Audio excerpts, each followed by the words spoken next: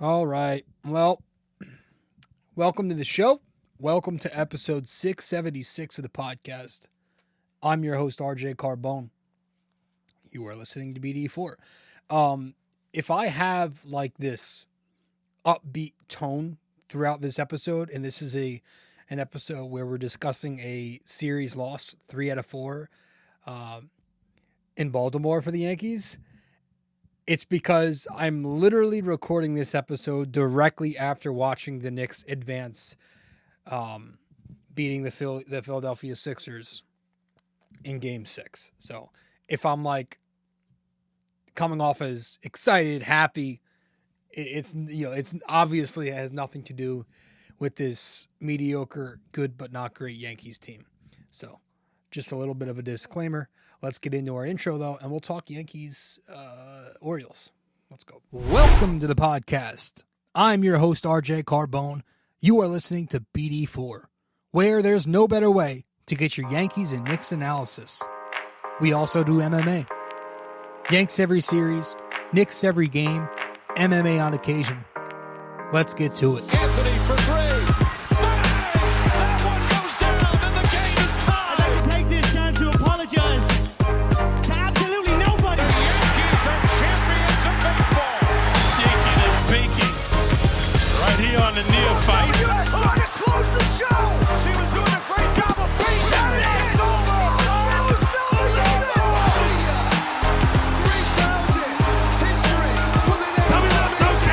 Don't you regret not coming to the net? Don't you regret not coming to the net?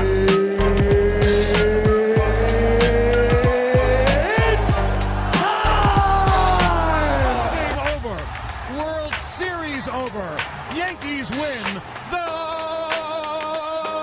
Yankees win. Not today. They did not win today or this series. Welcome, everybody, to the show, episode 676 of the podcast. Thanks for tuning in to BD4. Thank you for listening, watching, however you're receiving this podcast. Thank you for making it a part of your day. Don't know why I said that. I never say it like that, but thank you. Again, real quick, just to throw this out there, a warning.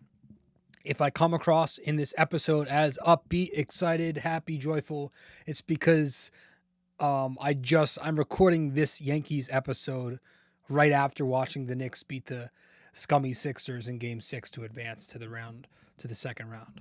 So, excuse my happiness as we discuss this miserable Yankees team.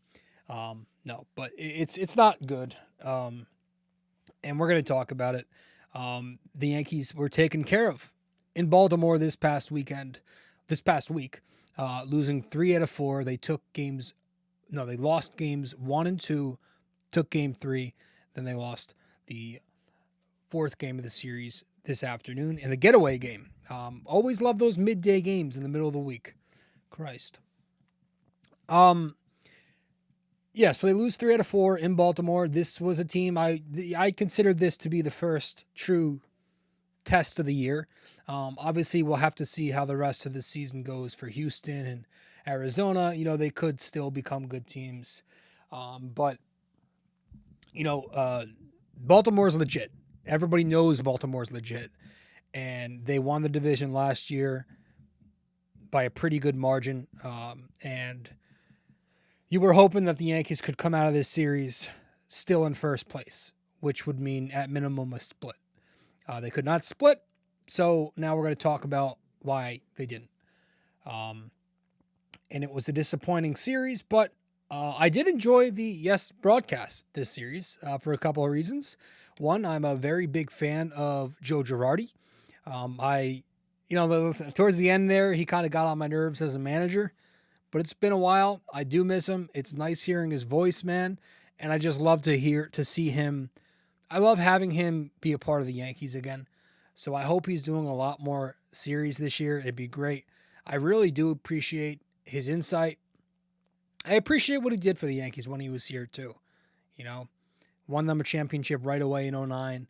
And then really has, the 2017 season, which you could still make an argument to this day, has been the last Yankees season that's been the best team over the last whatever years it's been. They made it the farthest. But yeah, I appreciate listening to him.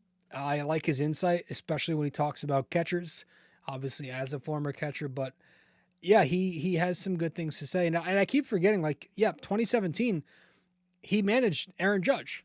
It's weird to think that Aaron Judge was also, that he played for 2 Yankee managers.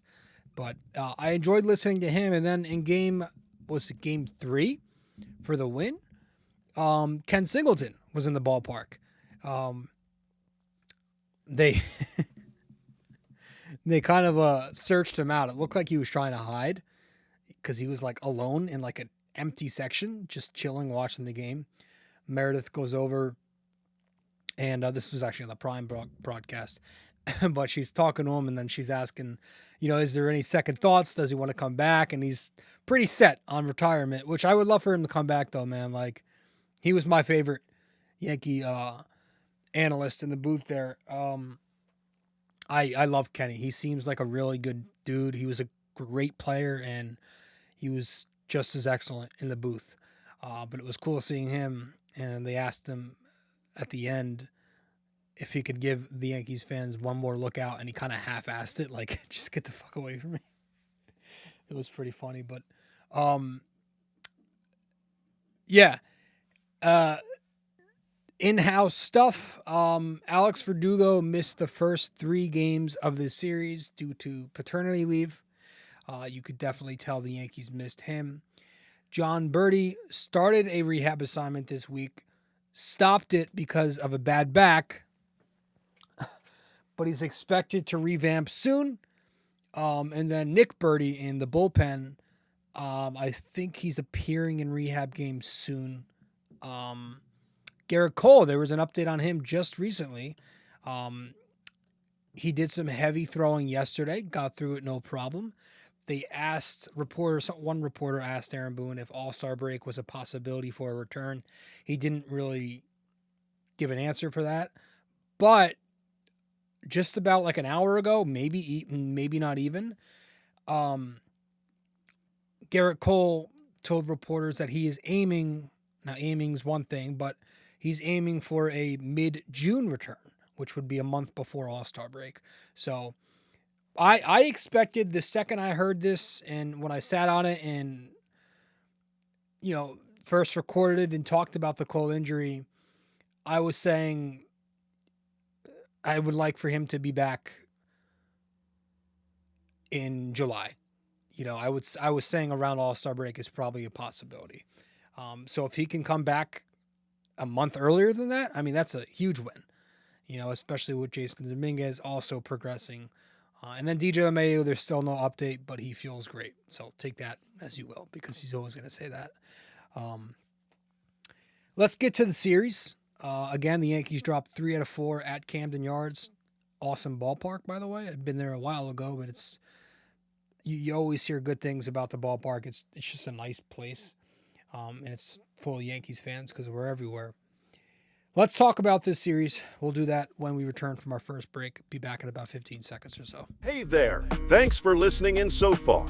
If you enjoy this episode, please give us a 5-star rating and review on Apple Podcasts. And if you're on YouTube, don't forget to like, comment, and subscribe. Thanks so much.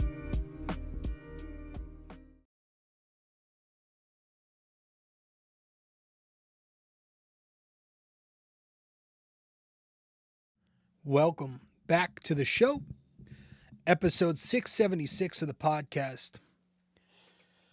I'm your host, RJ Carbone. The Yanks taken care of in Baltimore this past week, dropping 3 out of 4. The first game of this series took place, Thursday right now? Took place on Monday. Took place on Monday, the first game of the series, where the Yankees lost 2-0. This was the righty Clark Schmidt going up against the righty Grayson Rodriguez. Not much. Not much in this game. Bottom of the first, Gunnar Henderson, leadoff home run on a knuckle curveball from Schmidt. No score until the 8th inning. Clay Holmes is in. Clay Holmes is in the 8th. Gets a ground ball. Volpe commits an E6. A run scores. And that was all you had. It was 2-0 Baltimore final. The Yankee bats just did 0.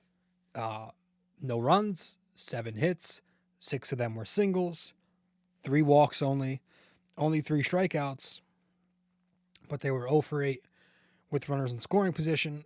Against Rodriguez, they scored nothing on him in 5 2/3, and then the bullpen for Baltimore went 3 1/3 and shut the Yankees down. There were a lot of warning track fly balls that, again, a few years ago before they renovated their ballpark, probably are home runs. Definitely are home runs. There were at least, 4 or 5 balls hit to the track that any other season a couple years ago that are their home runs. But, not to sound like the spoiled Yankees fan wanting everybody else's ballpark to be like theirs. But yeah, like the Yankees they didn't deserve to win that game. They stranded Villages. Second inning, Wells gets the 2-out, the 1-out double. And then Gleyber and Oswaldo fly out, pop up. Third inning, Volpe walks, Soto singles, so you got first and third, 1 out. Aaron Judge strikes out because of course he does. Anthony Rizzo grounds out. 6th inning, first and second, 2 outs for Oswaldo. He grounds out. 7th inning, Volpe's on second base, 2 outs. Judge is up again, but of course doesn't come through, flies out. Gleyber was the lone Yankee with 2 hits, 2 for 4. Wells 1 for 4, doubled. Stanton was 1 for 3 with a walk, as was Grisham. Soto was 1 for 4. Judge was 1 for 4. Volpe 0 for 4 with a walk. And Oswaldo and Rizzo were 0 for 4. Clark Schmidt pitched in this game and went 5 2/3. Allowed 1 run only. Just 3 hits, 3 walks, 5 strikeouts, a home run, 92 pitches, and he took the loss. It was a good outing. It was good to see this from Clark. He was attacking the zone, but, it's just, you wanted him to get that final out. Getting a full 6 out of him is like, it's asking the Knicks to win a game that's not tight. And he, Girardi was on it. He tires out late, whether it's third time through or pitch count or innings or the labor he's doing in a certain amount of innings. He just tires out late. He had 37 pitches thrown combined in the 5th and 6th innings. So that'll hurt you. You get a couple walks and a wild pitch in those couple innings. And it's tough because he's a good pitcher, but he's a good run preventer, but he can't figure out a way to go deeper into games. And the problem with that is he's just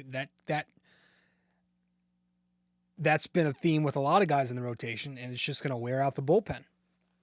And Clark Schmidt's one of the younger pitchers on this team with upside. You want him to eventually get over that hump, but he's not shown much improvement there.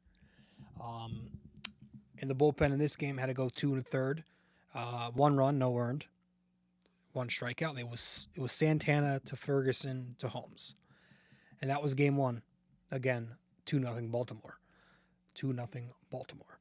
Game 2 on Tuesday, the Yankees lost 4-2. This was the lefty Nestor Cortez going up against the right-hander Dean Kramer. Bottom second, Gleyber Torres commits an E4. Baltimore's up. Top 3, Wells hits the solo bomb to tie it. Bottom 4 kind of blows up for Nestor. McCann, RBI double off a changeup. Henderson, an RBI base hit off of a cutter. Adley Rutschman, RBI base hit. It's 4-1 Baltimore after 4. Sixth inning comes Juan Soto, solo home run, 447 feet. You know, Dean Kramer didn't like Soto doing the Soto shake a couple of at-bats ago.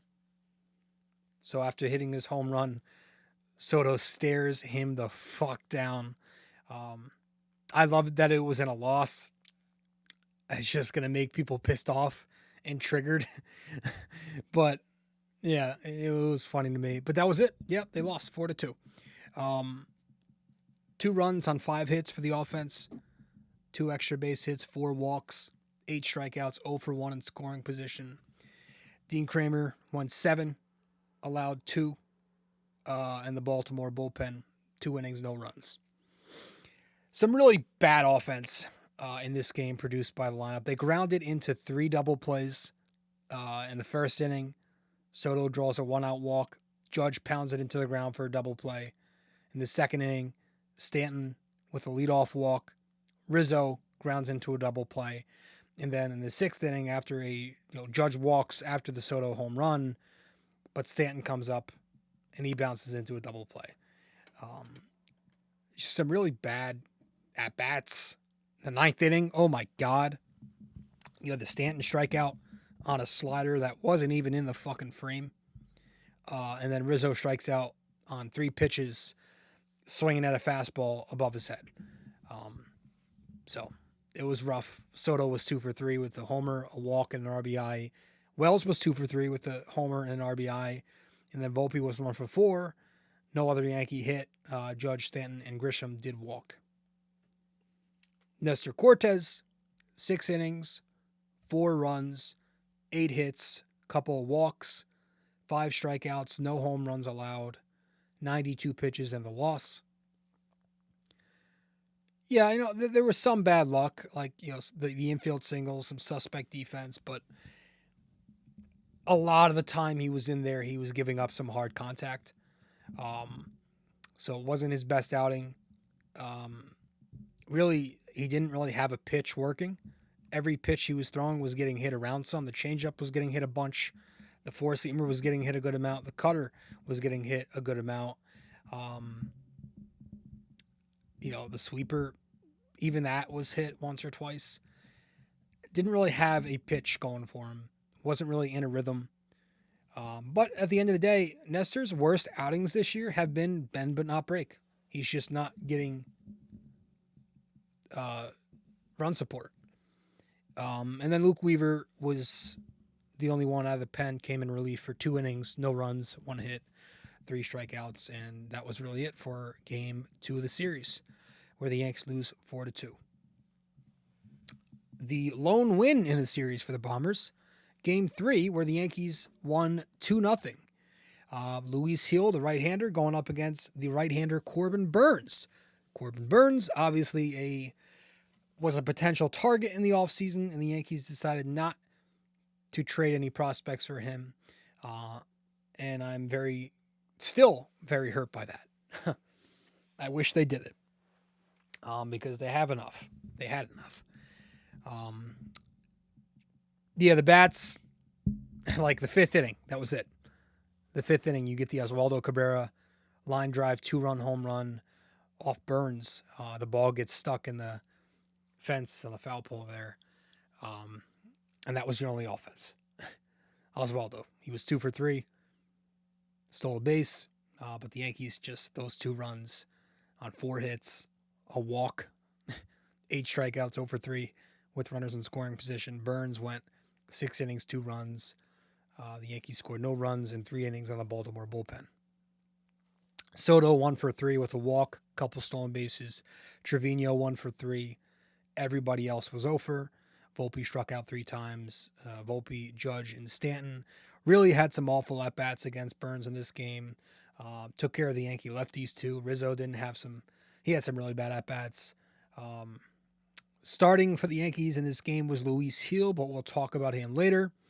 And then the bullpen, it was Caleb Ferguson, Ian Hamilton, and Clay Holmes, combining for 2 2/3, no runs, 5 strikeouts. Holmes pitched an inning and 2/3, struck out 3, got the save.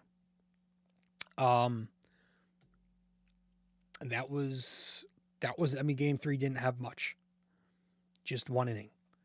So the Yankees win. Game 4 of this series, the Yankees lose 7-2.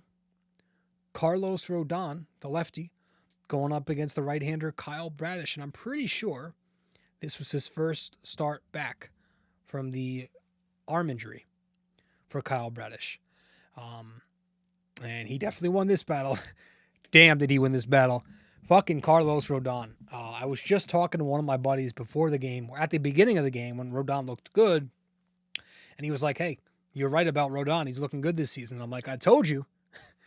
And he finishes with a line of 4 innings, 7 runs, 6 of them earned runs, 8 hits, 2 hit batters, no walks, 6 strikeouts, 3 home runs allowed through 80 pitches in 4 innings and got the loss. He was terrible. He started out looking really good. But like the bottom of the third comes, he was, Baltimore started sitting off speed, and you could tell they started sitting off speed. And then once they did that, they were just hammering Rodon's slider. His slider was not working in this game. Bottom 3, he left a low middle slider to Mountcastle. That left the ballpark, tied the game at 1. Bottom 4, Mateo homers off of a 4-seamer, and then McKenna homers off of a cut fastball. It's 3-1. But bottom 5 comes the slider, bites him some more, throws one to Adley Rutschman, leadoff double. The entire bat, I think he threw 5 pitches to Adley. All 5 of them were sliders. Didn't like that sequencing. You get the Mountcastle RBI single after that. Glaber makes the E4. You get a mound visit. And then the next at bat against Westburg, Rodon throws the slider, leaves it in the middle of the plate.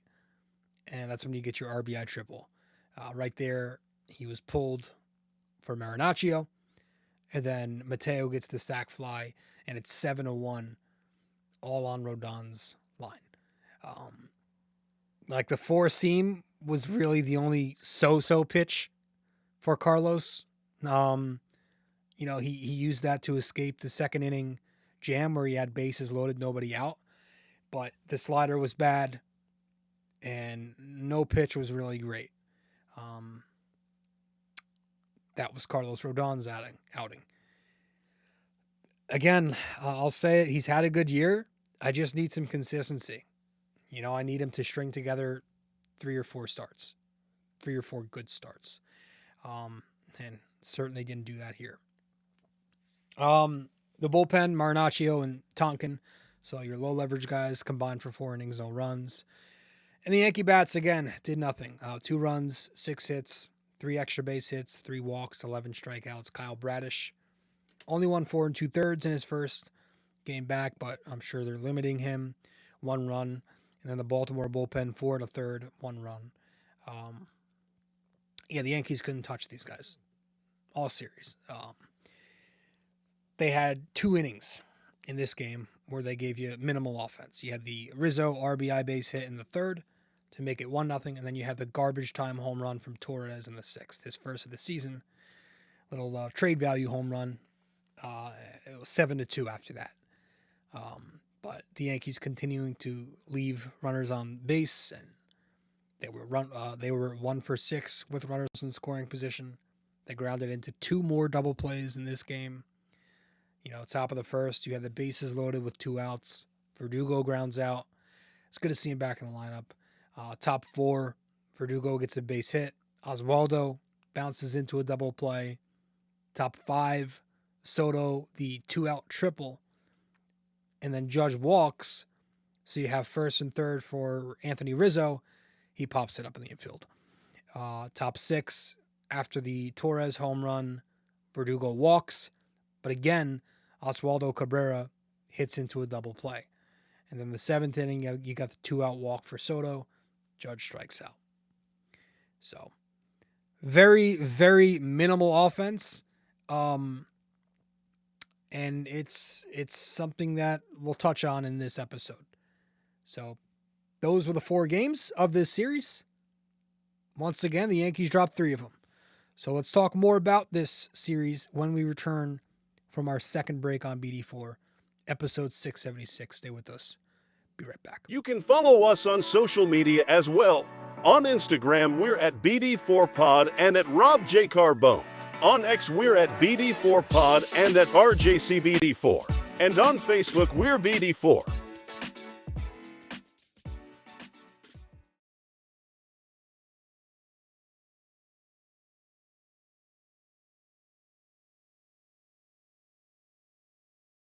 Welcome back to the show. I'm your host, RJ Carbone. Just give me 1 second. Reading something real quick. Man, I love the Knicks. Woo! What a win. Fucking that OG poster on Bumbeed might be a new wallpaper somewhere on my laptop or my phone. I'm going to fucking put it somewhere. Maybe on my TV screensaver. Oh, here in the studio. Welcome back to the show. This was... I want to start by talking about the Chicken Parm brothers. Maybe that'll be the name of the subtopic in the description for these couple minutes that we're going to talk about Anthony Volpe and Austin Wells. The Chicken Parm brothers trending in 2 different directions right now.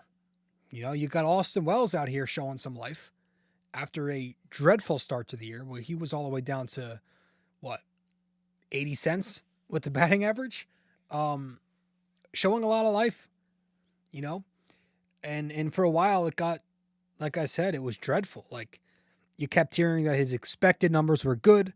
He was putting up good at bats and he was making good contact. Right, you go on his baseball savant, all the metrics are red. Red equals good on savant. You know, expected WOBA, if you're into that, expected batting average, expected slugging. His barrel percentages were good, sweet spot, chase percentage, K rate, walk rate, they were all red. The only blue on his chart were, I think it was whiff rate, hard hit rate, and exit velo. And it's all you were hearing is like, well, he's just hitting into bad luck. He's hitting into bad luck. Sometimes I get very exhausted hearing that, but it's not always incorrect.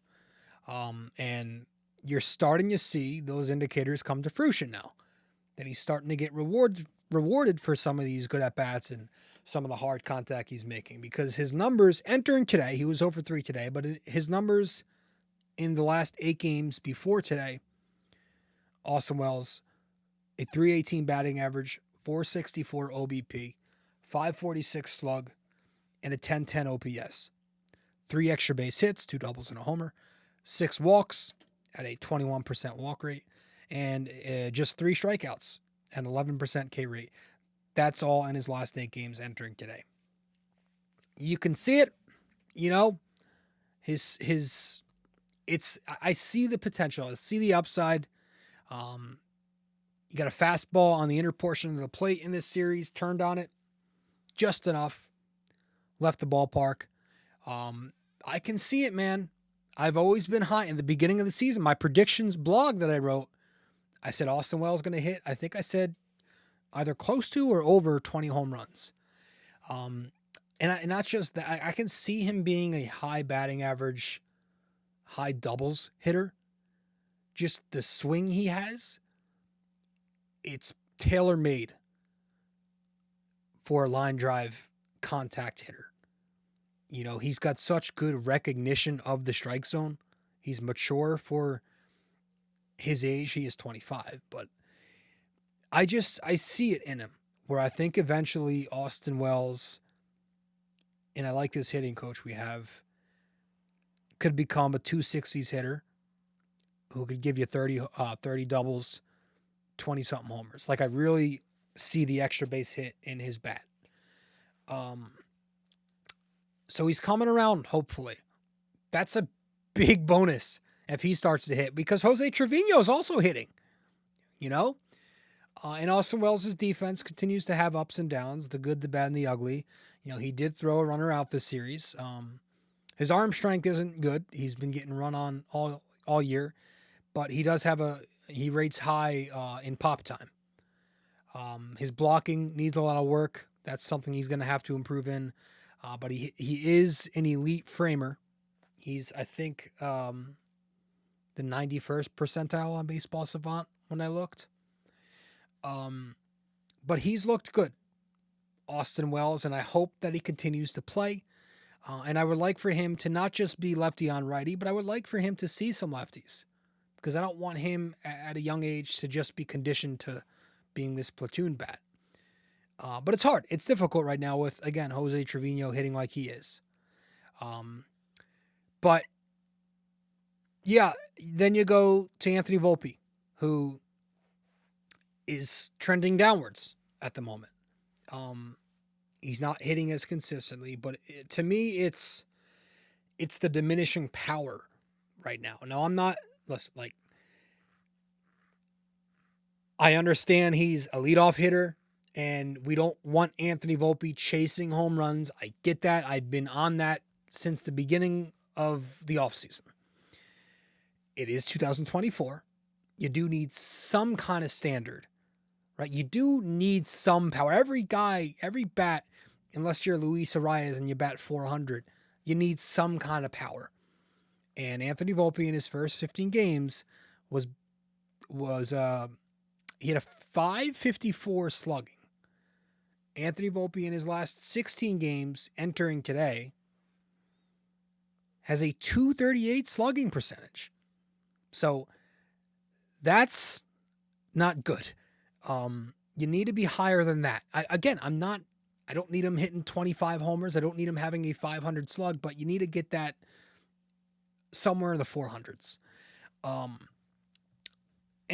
regression's natural. We all, he wasn't going to bat 380, whatever he was batting with a OPS over 1,000. That wasn't going to be him all year. But it's also going on for a long time now, where half of his season has been great. The other half has been very bad at the plate. And, Yankees fans some of them are calling for a lineup change again. Take him off the leadoff spot, because it's this regression we're seeing is kind of coming at the same time that he was switched to leadoff. Me personally, this is probably an unpopular opinion. Like, if I was to go say this on Twitter to a bunch of Yankees fans, I'd probably get a lot of criticism. I prefer a consistent order as opposed to changing things around to try and snap some slumps. I get the logic, shake some things up, changes you mentally, and it helps you out. I just want him to hit his way out of this, which maybe they shouldn't have done it to begin with. Maybe they should have kept him at the bottom, right? That might be the thing. But yeah, at this point, I don't know. I like having a consistent order, and I don't want that to be fucked with, because for the first time in years, we've had a structure to this lineup 1-9. We know for the most part who's batting where, and I like that. And I don't think that this lineup not producing a ton of offense is because of a bad batting order. I think it's just because guys need to step up. But hopefully Anthony Volpe gets out again. Maybe they do switch him in the order again. Again, that would be a mess. It's like you're starting to, you shouldn't have done it in the first place. Maybe, like, I don't know. I was listening to a podcast after the game, and the dude was saying that he sees that loop in his swing kind of making its return. I don't know. Like, I went on Savant to check. The launch angle is still a lot flatter than it was last season. It's like 9 degrees. I think last year it was 16. Don't quote me on that. But I don't know. Maybe that's something I got to keep an eye on. I'll pay close attention to that in this next Detroit series. But yeah, like that's very well, that could be that could be happening. Like, consistent mechanics are key. It's all about muscle memory. Like, just because he made that tweak in the winter doesn't mean it's going to maintain.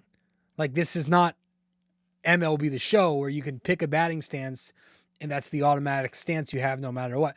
You have to have consistent mechanics and work up that muscle memory. So it could be very well a thing where he's starting to, get that uphill swing again, which we're trying to go away from. So I'll keep an eye on that. But yeah, that's the good and bad so far with the Chicken Parm brothers. One's coming around, the other trending down. I want to talk. I want to go to the mound and talk about this bullpen a little bit. The bullpen from this series. We'll talk about them when we return from break here on BD4 episode 676. Stay with us. We'll be right back. If you're interested in our website, just go to www.bd4blog.com. You can subscribe to our blog on there right on the front page. Just like on the podcast, we cover Yankees, Knicks, and MMA. Also on our website are the links to the different platforms for the podcast. Thanks so much.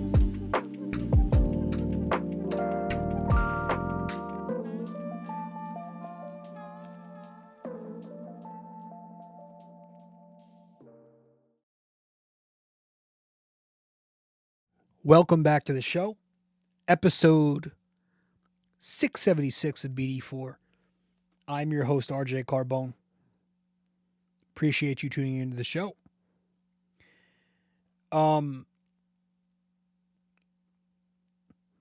Just reading something real quick. I can't, in between these breaks, I've been constantly picking up my phone and just reading Knicks stuff because this has been such a great win for the Knicks. Unbelievable performance from Jalen Brunson. Of course, OG Anunoby. And we'll have this Knicks episode out most likely in 677. So the next episode we'll be covering Knicks Sixers Game 6. I am so happy that trashy fan base is gone, dead. Oh man, that scumbag Embiid. The only thing I regret is not making him limp off the floor. I wish they would have went for his knees just a little tiny bit. Welcome back, Yankees fans. Sorry. Let's talk. This bullpen, it's kind of instilling a little more faith in me because the deeper we get into the season, like all year, I've been doubting them for most of the year. I've been saying like, yeah, they've been getting the job done, but it's a bunch of randoms. I just I don't have confidence in the sustainability of it. And there's no names in there. And I still kind of feel that way. But I'm going to give them credit because they continue to lock it down. We saw signs from certain guys that have struggled. We're seeing them improve. Luke Weaver, Dennis Santana, Caleb Ferguson, Ron Marinaccio, Clay Holmes was dominant in this series. They all did a decent job. Ian Hamilton also pitched this series. The only guy right now who I'm a little bit worried about because he has not been the same since the very, very start of the season. He's just been a traffic machine, like a whip machine in a bad way, ever since the beginning of the year. His first 3 appearances, Ian Hamilton, 5 2/3 innings, just 1 base runner. 1. In his last 9 appearances since, 10 innings, 20 base runners. 20 base runners. And at least 2 men have been on base in 8 of those 9 appearances. And not all of those appearances have been full innings. So he has been having some trouble getting quick outs. And that's literally the exact last thing you want from a relief pitcher. And it's a little bit concerning, because the stuff is not, it doesn't seem like his stuff's been as great. He's not getting as much swing and miss. His 2-seam is being hit around a little bit this year, especially against right-handed batters. It looked filthy earlier in the season, but why I'm concerned here is because I'm pretty sure Aaron Boone didn't opt to go to Ian Hamilton in Milwaukee game 1 because of soreness. That was what he said. I don't know if it was arm soreness, but if it was arm soreness, that's scary because we know how the Yankees handle injured players, and I wonder if they're waiting for Tommy Kahnle or Nick Burdi to return and then send Hamilton to the DL, because they always do that to kind of lighten the blow. But that's the only guy I'm worried about right now, because you're looking at some of these other guys who I've been down on. Caleb Ferguson seems to be coming around, and he's pitching more like the guy that we got from the Dodgers. He was used twice in this series, and he impressed me. I thought he was pitching more. He mixed and matched, four-seam cutter slider. He located well, going low and away with the slider to left-handed batters. And he got outs. He worked quickly. He worked very quickly, and he was efficient. And you got guys like him and Luke Weaver coming around a little bit. I gave him a ton of shit last year. I gave him a ton of shit earlier this year. He got off to a terrible start. Runs, traffic, everything. But in his last 5 outings, he's not allowed a run. He's also not allowed an inherited run all year. He is a guy with some decent stuff. The fastball is going to sit 95. He gets a lot of chases. He throws strikes. He mixes in the changeup to lefties and righties. Pretty balanced. And he's been getting the job done. So he's doing his job. Santana, I want to like Dennis Santana because he looks cool. He looks like somebody who could be good.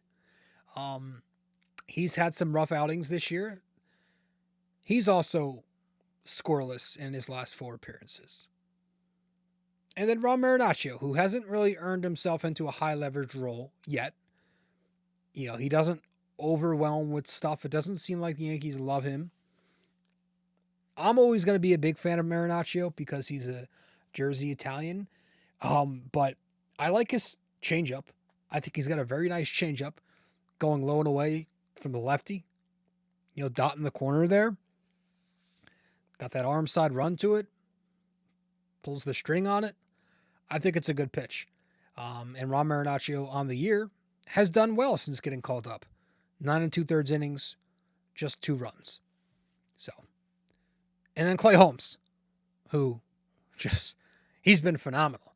And that's where we are going to transition to Clay Holmes and give him the game ball from the bullpen. Clay Holmes. Not the game ball. Thinking fucking Knicks. Tip our caps to Clay Holmes. Salute him. This is his 5th salute of the season. The 5th time this year we're tipping our caps to Clay Holmes, which leads the team tied with somebody we're going to get to in a little bit. Clay Holmes, man, in this series, let's see if I can get to it. He threw 2 innings, no runs, 4 strikeouts, no walks, 1 hit, just a single. Threw 31 pitches, got a save, and 2 appearances. Game 1 and Game 3 against the Orioles. And now on the season for Clay Holmes, let me pull that up.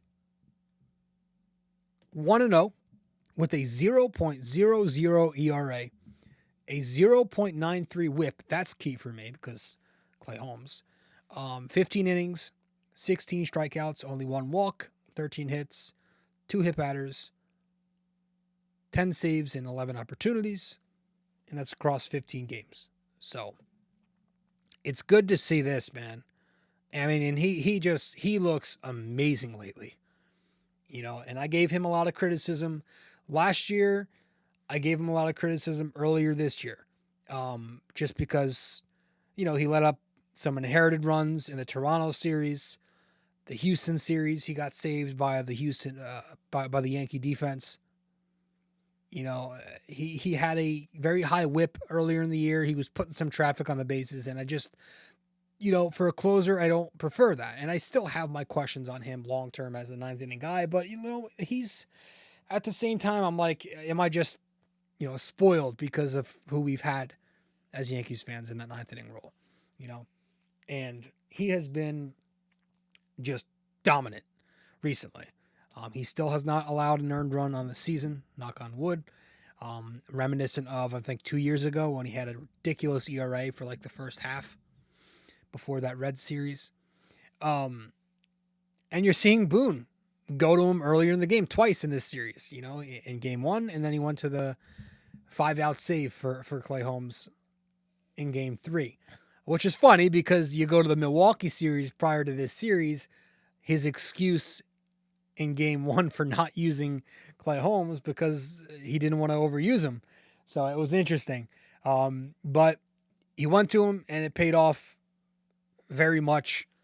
He just looks filthy. He's tunneling pitches, right? I mean, the overlay on his sinker slider, insane. It's the same path to the plate, but it breaks in 2 completely different directions last second.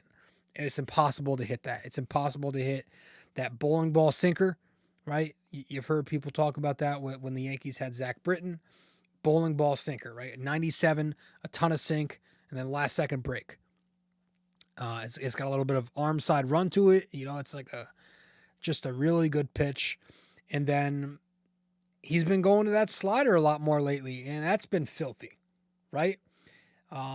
He's really leaned into that in his last few appearances. Maybe it's because he knows this Yankee defense has been very suspect. And he's gone to the slider more, and he's getting less grounders and more strikeouts. He has 10 strikeouts in his last 5 innings pitched. But yeah, it's the difference between Clay Holmes this year and any other year so far has been the command.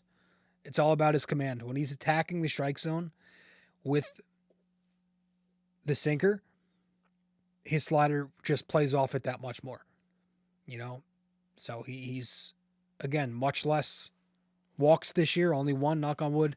This series, he threw 31 pitches, 26 of them were strikes. So 84% strike rate. When he locates the slider, the sinker is more effective, vice versa. Awesome job by Clay Holmes. He gets my salute. I'm tipping my cap to you, sir, for the 5th time this year. Let's go to the lineup. Juan Soto. Tipping my cap to you, man. He was 6 for 14 this series. A quiet 6 for 14. You didn't even realize.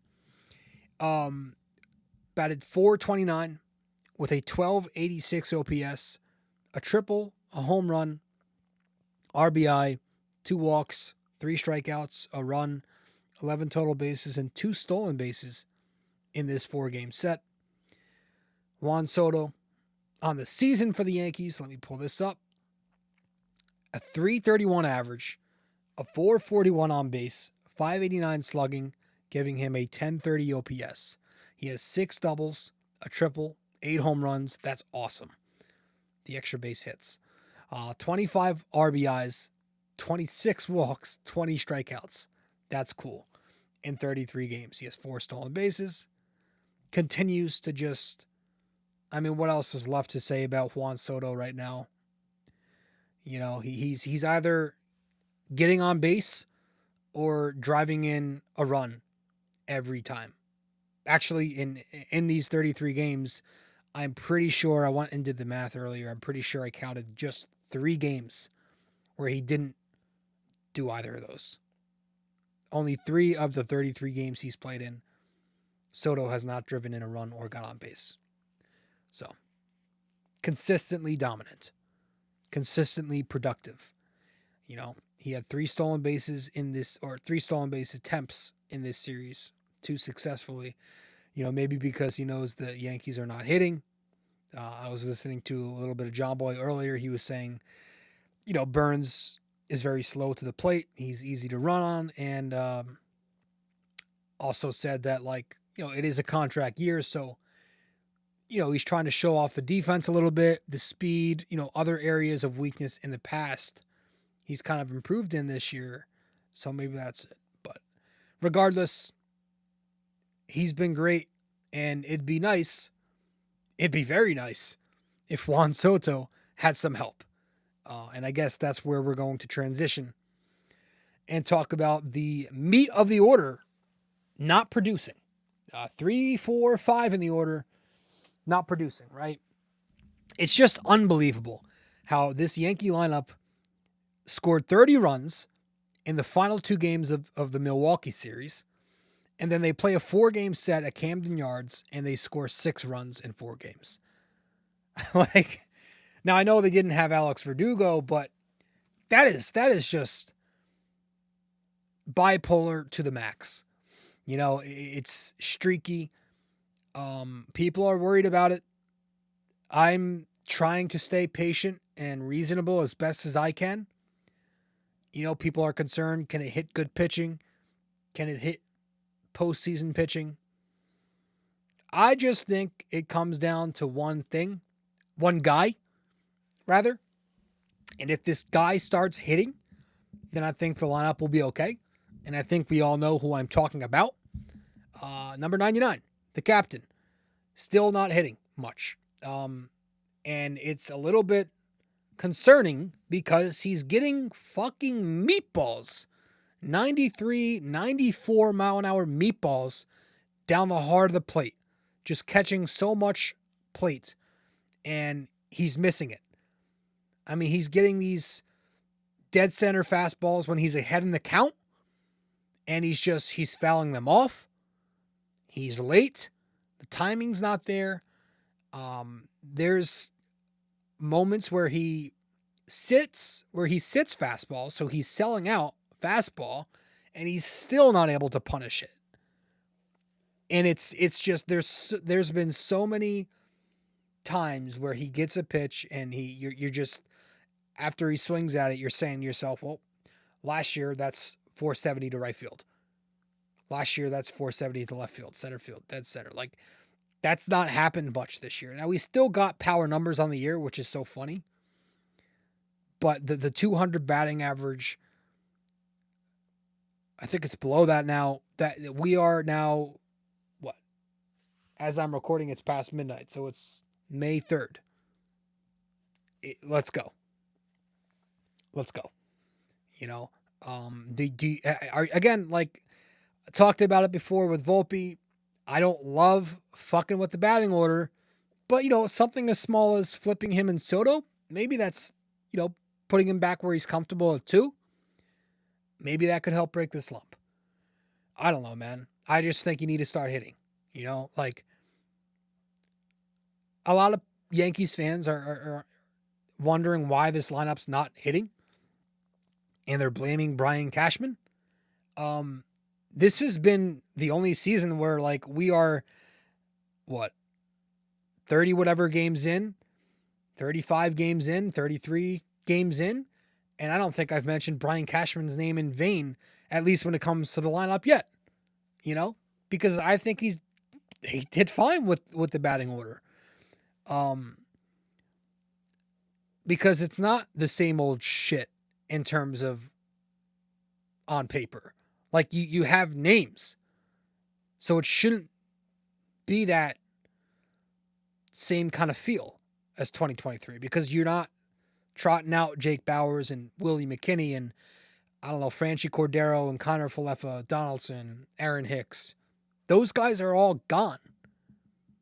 You have names in this lineup, but some of the names that usually hit are just not hitting.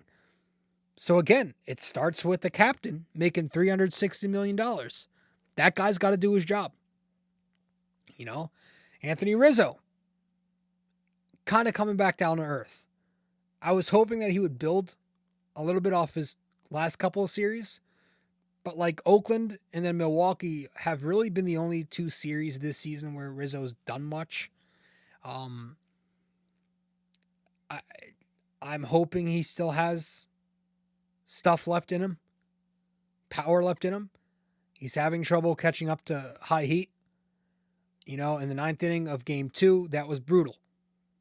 Eye-level fastball, not close.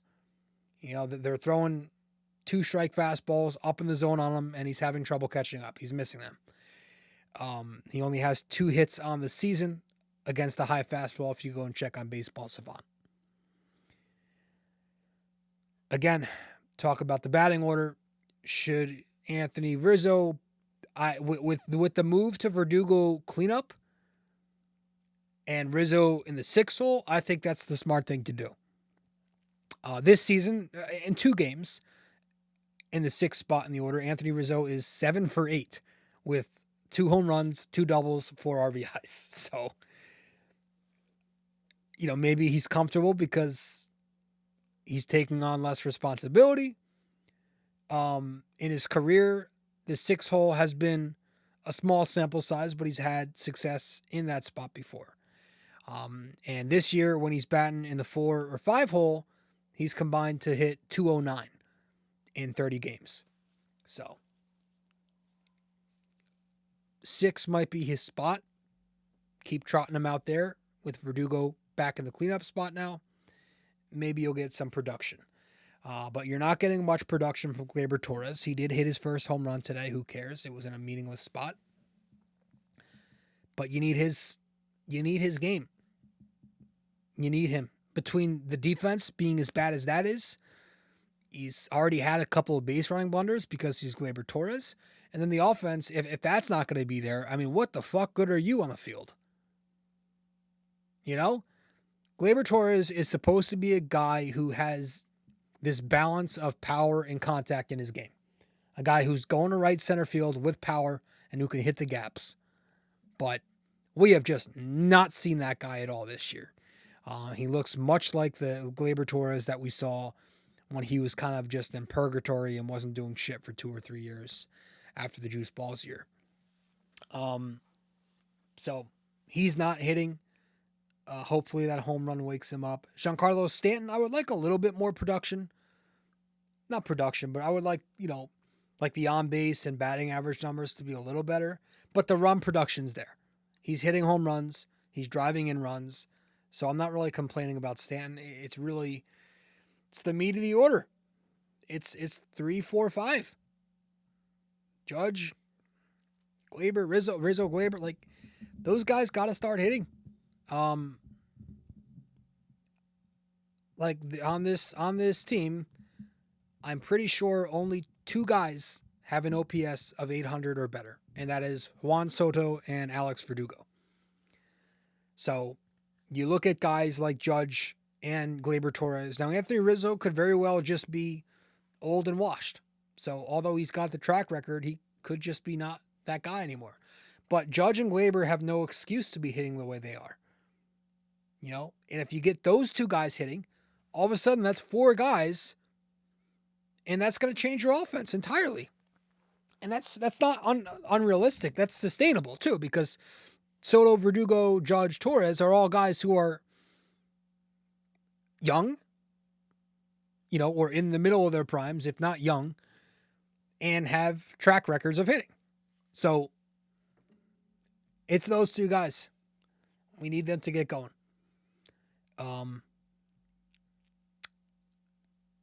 The pitching's been carrying this team.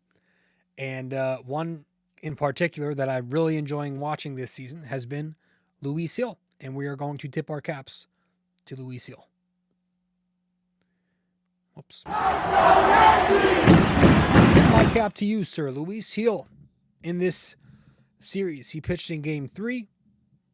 And he went 6 1/3. No runs. 5 strikeouts. 1 walk. 2 hits, just 2 singles. No home runs allowed. 95 pitches, and he got the win. Probably on Wednesday, the best start of Luis Hill's career. Just considering that Baltimore is a very good lineup. Young talent that can hit. They are aggressive. And considering he was going toe-to-toe with a Cy Young in Corbin Burns. I think he's a Cy Young winner. And he won. And he looked very good. He looked very smooth, efficient. His command was on for once. He was working quickly, getting soft contact. And he was pulled in the 7th inning there with an out, just because I'm sure they're trying to limit his innings, but also Boone wanted the lefty-lefty matchup with Ferguson versus Cowser. But regardless, an excellent start. This is a kid who I'm super excited for. He's got elite stuff. You know, that four-seamer, I mean, you can't touch his fastball. You can't touch it.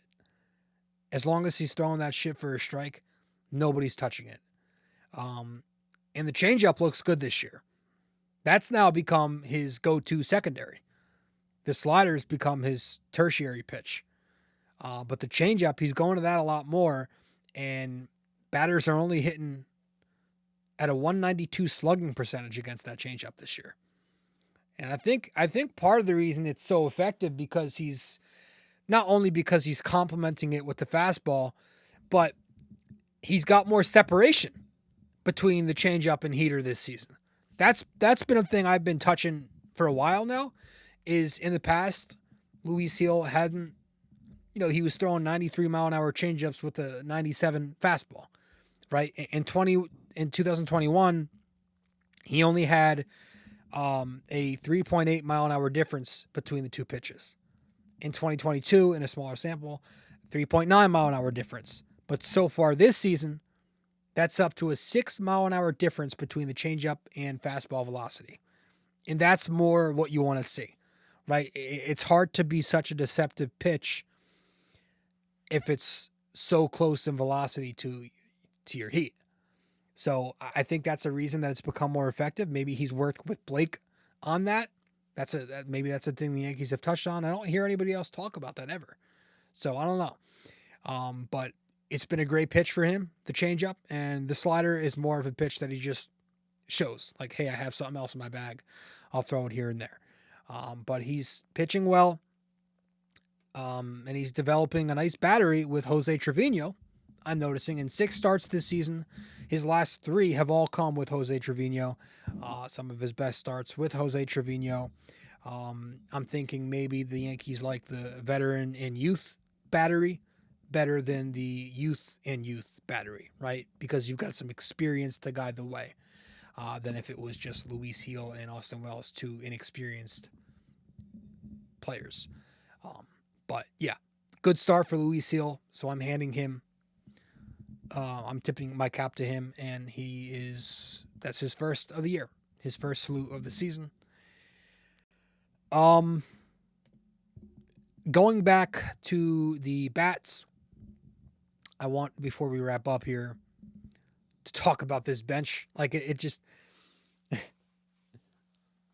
we need these injured guys to come back ASAP because this bench is super thin. This bench fucking sucks. Now, Trent Grisham, whatever. He's a terrible hitter. But he's going to at least give you literally gold glove center field defense. And he's got a track record of occasionally showing some lefty on lefty power. But like, it's hard having your entire bench be light hitters. Because after Grisham, it's this guy Trammell, it's this guy Jones. Like, what the fuck? That's talk about wasted roster spots. Like, you need can we get some real names in there? Like, these guys aren't even considered prospects. Can we get prospects in there? Surely we have some prospects we can go to. Guys who will provide actual value and hold some upside. Or even a veteran, go sign a veteran with a track record of decency, which is why, like, in the offseason, I guess this is me hitting, criticizing Cashman. Like, I kind of wanted the Yankees to go after Gio Urshela, who's now playing for pennies in Detroit, who we're going to see this weekend. He's doing a very good job. He would have made a really good bench bat, So hopefully, I don't know what the fuck's going on with Peraza, but hopefully LeMahieu and Birdie can return very soon. DJ LeMahieu, although he's pretty washed, like if he's back, there's still a possibility he could be an adequate bench piece just because of his defensive versatility alone. Plug him in there late in the game, maybe get him a pinch hit appearance. And then John Birdie, I know he wasn't necessarily impressive in his short sample at the beginning of the year, but he's had an okay career so far. He's had some good seasons. Last year, I think he hit over 290, and he can play some versatile defense. But their bench is so fucking thin. That's a weak part of their team for sure. It's so underwhelming and just not exciting when I see these guys out there and late in the game and extra innings. I'm like, what the fuck? But this Yankees team needs to start finding consistency again. It's been a little bit since they've really gotten on one, right? Just because, the rest of the American League East is not going away. Boston seems like they're going to be here at least. Tampa is always going to be here. Toronto is always going to be here. And then you got Baltimore, who seem to be the best ones in the division. And the Yankees are going to have to be battling them. 12 or 13 games against division opponents so far this season, the Yankees have only gone 6-7. So that's not going to help them. Can't do that if you want to win. But they need some consistency, and that consistency again is going to depend on the consistency of the lineup. After their 10-2 start, they've gone 10-11 since. So their last 3-game win streak hasn't been since that Miami series. That was like the 3rd series of the season. Right? So they need to find some consistency again. It's just impossible for this team to really string together wins. And that reminds me of a couple seasons we've had in the past, but hopefully it gets better. I think that's it. We'll wrap this up, get to our final break, and then when we return, we'll wrap it up with our trivia question. Stay with us. Be right back here on BD4. Studio 69 Productions is a podcast production agency created by Leo Rodriguez to allow content creators to market their podcast. It's an online platform that will market your podcast or any other project that you're working on.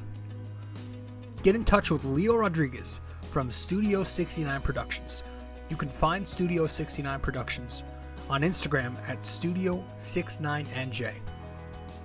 Studio 69 Productions, where dreams are heard and born.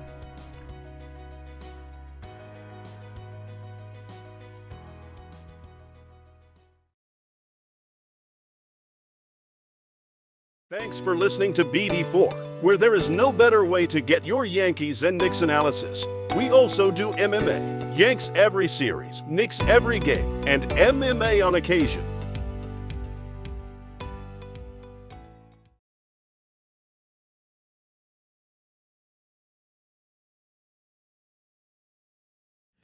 Welcome back to the show, episode 676 of BD4.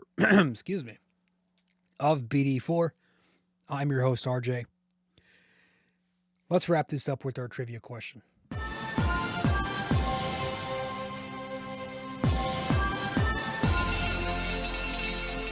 Okay. In this episode of the podcast, our NYY, NYK, MMA trivia question of the day is: who is one Yankee that had a record 5 games of at least 4 extra base hits in his career? Who is one Yankee that had a record 5 games of at least 4 extra base hits in his career? Folks, that is it. I appreciate you all tuning in. The Yankees were taken care of in Baltimore this past weekend. 3 out of 4 the Orioles got. So that can't happen. Excuse me. They've got the Detroit Tigers up next, who I think are having a decent season. They've kind of fallen off a little bit. They got off to a hot start, I believe. But they're now 18. The AL Central, which I expected to be a dog water division, outside of the terrible White Sox, the other 4 teams are doing pretty well. We'll see how long that lasts. I think the Guardians have the best record, in the American League. Yankees Tigers is next. I don't know much about Detroit. I'm going to look real quick. It seems like they have a good pitching staff. Wow. Yeah, they have a very good pitching staff. I don't know if it's their starting staff or rotation or maybe both. but they are fourth in ERA. Yankees are third. And as far as their offense goes, let's see. The Detroit Tigers are...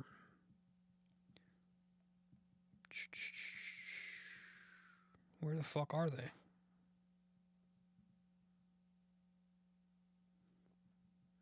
Why are they not on this list? Oh, they're 19th in runs scored. So not a good offense. Let's see their OPS.